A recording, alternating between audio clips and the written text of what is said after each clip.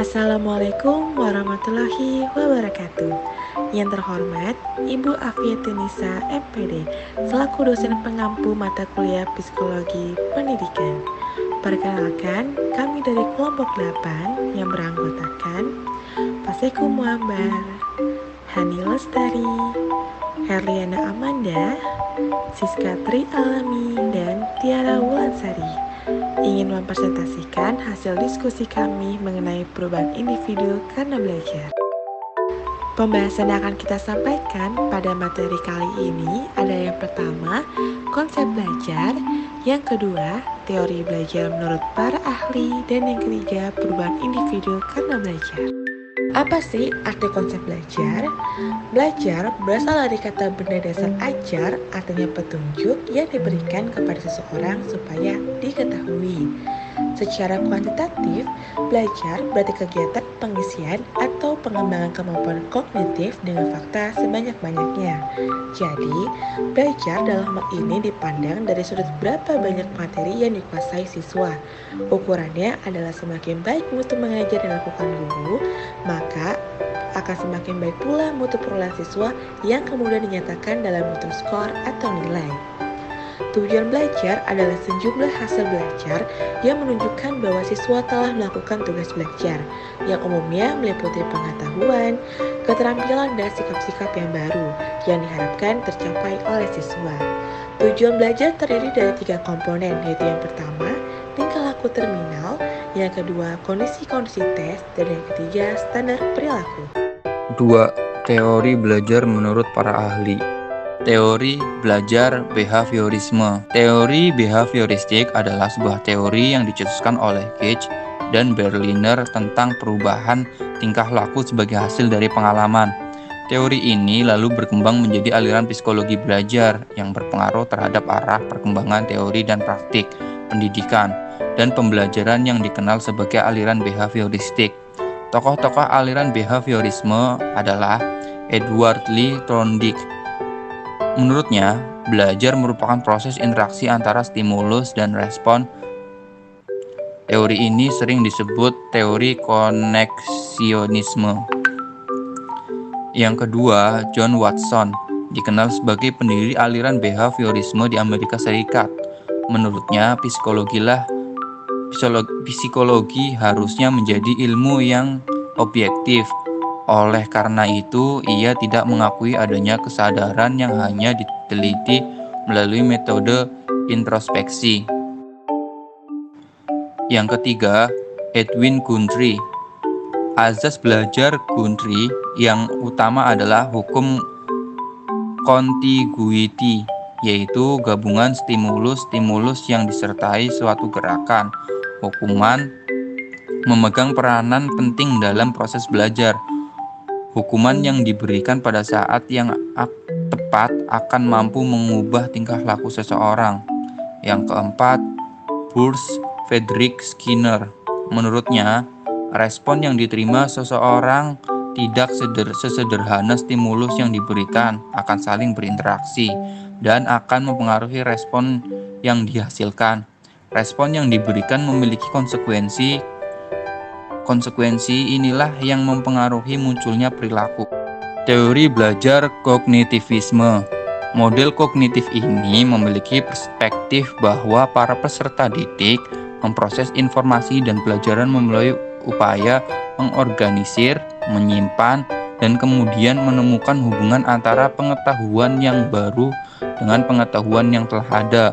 Model ini menekankan pada bagaimana informasi diproses. Peneliti yang mengembangkan teori kognitif ini adalah Ausubel, Brunner, dan Kagan. Tokoh-tokoh aliran kognitivisme adalah yang pertama, Wertheimer. Dianggap pendiri teori Gestalt setelah dia melakukan eksperimen dengan menggunakan alat yang bernama stroboskop. Wertheimer mengungkapkan bahwa hukum-hukum Gestalt dalam bukunya yang berjudul Investigation of Gestalt Theory.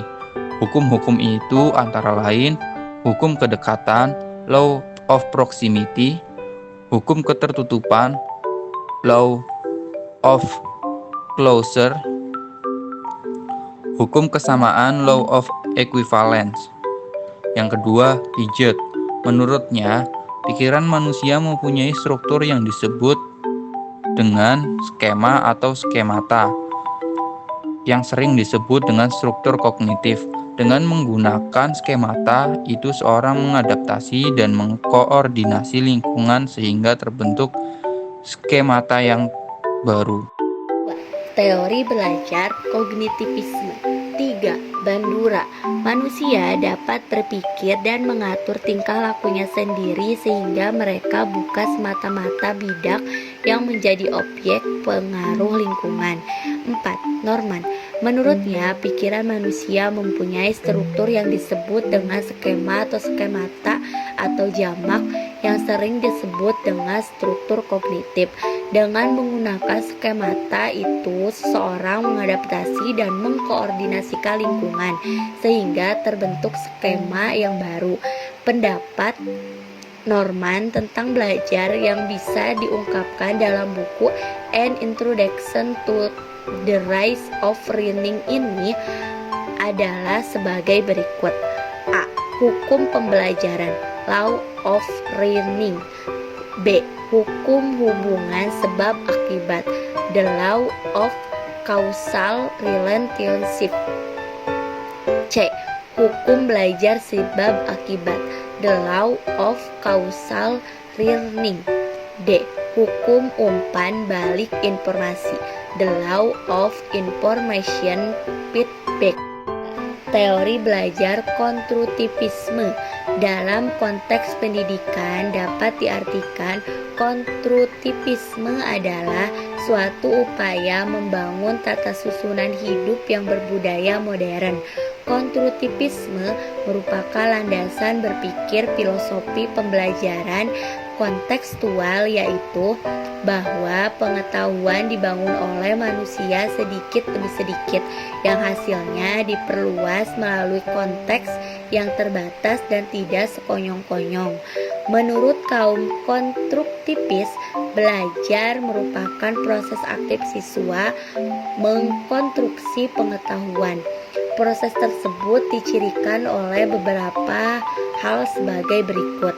1. Belajar berarti membentuk makna. 2. Konstruksi makna merupakan suatu proses yang berlangsung terus-menerus seumur hidup. 3. Belajar bukan kegiatan mengumpulkan fakta, melainkan lebih berorientasi pada pengembangan berpikir dan pemikiran dengan cara membentuk pengertian baru. 4. Proses belajar yang sebenarnya terjadi pada waktu skemata seseorang dalam keraguan yang merangsang pemikiran lebih lanjut. 5. Hasil belajar dipengaruhi oleh pengalaman belajar dengan dunia fisik dan lingkungan siswa. 6. Hasil belajar siswa tergantung pada apa yang sudah diketahuinya. 4. Teori belajar humanistik. Dalam teori belajar humanistik, belajar dianggap berhasil jika si pelajar memahami lingkungannya dan dirinya sendiri. Peserta didik dalam proses belajarnya harus berusaha agar lambat laun ia mampu mencapai aktualisasi diri dengan sebaik-baiknya. Teori belajar ini berusaha memahami perilaku belajar dari sudut pandang pelakunya dan bukan dari sudut pandang pengamatnya. 3. Perubahan individu karena belajar. Perubahan individu karena belajar. Hakikat dari perbuatan belajar adalah perubahan perilaku dan pribadi. Perubahan dalam konteks belajar itu bersifat fungsional atau struktural, material, dan behavioral, serta keseluruhan pribadi. Secara singkat dapat dijelaskan sebagai berikut. Yang pertama, belajar merupakan perubahan fungsional yang dikemukakan oleh penganut teori daya fakultas psikologi dan paham nativisme. Paham ini berpendirian manusia terdiri atas sejumlah fungsi yang memiliki daya atau kemampuan tertentu, misalnya seperti daya mengingat, berpikir, dan lain-lain. Yang kedua, belajar merupakan perkayaan materi dan perkayaan pola-pola perilaku baru yang dikemukakan oleh para penganut paham ilmu jiwa asosiasi, yaitu John Locke dan Herbart. Lebih jauh lagi paham empirisme. Paham ini berasumsi bahwa pada kelahirannya jiwa manusia itu laksana bejana kosong yang harus diisi agar dapat berfungsi. Yang ketiga, belajar merupakan perubahan perilaku pribadi secara keseluruhan yang dikemukakan oleh para penganut paham jiwa Gestalt yang lebih jauh lagi bersumber pada paham organismik psikologi. Dalam konteks ini, belajar merupakan perilaku organisme sebagai totalitas yang bertujuan keseluruhan lebih penting daripada bagian-bagian. Dengan kata lain, meskipun hal yang dipelajari itu bersifat khusus, namun akan mempunyai makna bagi totalitas pribadi individu yang bersangkutan. Dari ketiga pandangan di atas, dapat kita simpulkan bahwa belajar itu terdapat dalam 3 hal. 1. Penambahan materi, pengetahuan yang berupa fakta, informasi, prinsip, dan lain-lain. 2. Penguasaan pola-pola. Penguasaan pola-pola terdiri dari perilaku kognitif, contohnya pengamatan, proses berpikir, dan lain-lain. Selanjutnya, ada perilaku afektif, seperti sikap-sikap, apresiasi, dan lain-lain. Lalu, ada perilaku psikomotorik, yaitu keterampilan-keterampilan yang dimiliki. 3. Perubahan dalam sifat-sifat kepribadian. Mosurya tahun 1997 mengemukakan perubahan perilaku individu adalah sebagai berikut. 1. Perubahan yang disadari atau intensional terjadi karena pengalaman yang disadari yang dilakukan. 2. Perubahan yang bersifat positif dan aktif terjadi karena usaha untuk memperoleh hal yang lebih baik. 3. Perubahan itu efektif dan fungsional. Timbul karena proses belajar bersifat efektif. 4. Perubahan dalam belajar bersifat kontinu. Terjadi dalam diri individu, berlangsung terus-menerus dan tidak statis. 5.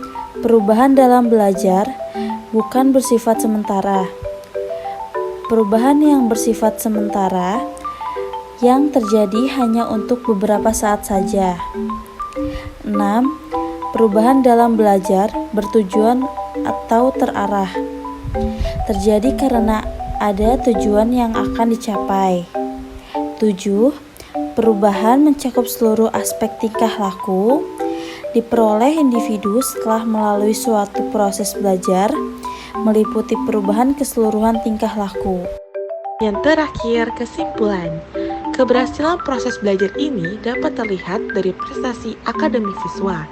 Variabel yang diduga mempengaruhi belajar siswa antara lain cara atau metode dan teori mengajar yang digunakan oleh guru, pemberian beasiswa untuk siswa berprestasi, fasilitas sekolah yang lengkap, suasana belajar yang kondusif, motivasi belajar siswa, kondisi kesehatan siswa, dan adanya perhatian orang tua terhadap siswa.